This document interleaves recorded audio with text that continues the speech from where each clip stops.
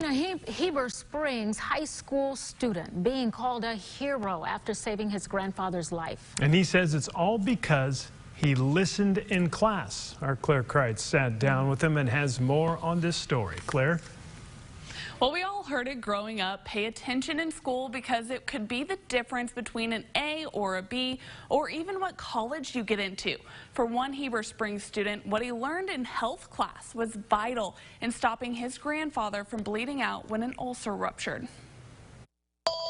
And said, "Vicki, I'm bleeding to death. I need help. I'm going to die." It was a startling phone call from Vicki Owen's father as she was pulling into work. I immediately called my two sons. 16-year-old Peyton Owens and his brother rushed over to their grandfather's house, unsure of what they would walk into. I walk in there and he's just passed out on the floor laying in a pool of blood.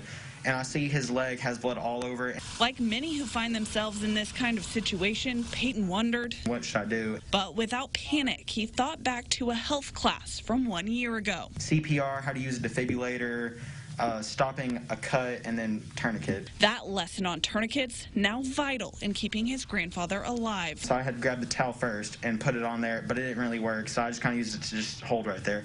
And then I grabbed his bathroom sheet. In just seconds, he wrapped that sheet around the leg and used a wrench to secure it. Because I knew you had to have some type of stick or hard object so you could twist the tourniquet to tighten it up. And I held it there for about like 15, 20 minutes. When the paramedics arrived, He said, "Who did this tourniquet? Who did this?" the 16-year-old's work was so good, they didn't even redo it. I'm so proud of his actions and his fast thinking and staying calm and, just keeping it together. Now, what would have been just another day in Health 101 is the day Peyton learned how to save his grandfather's life. It pays to pay attention in class, too, right?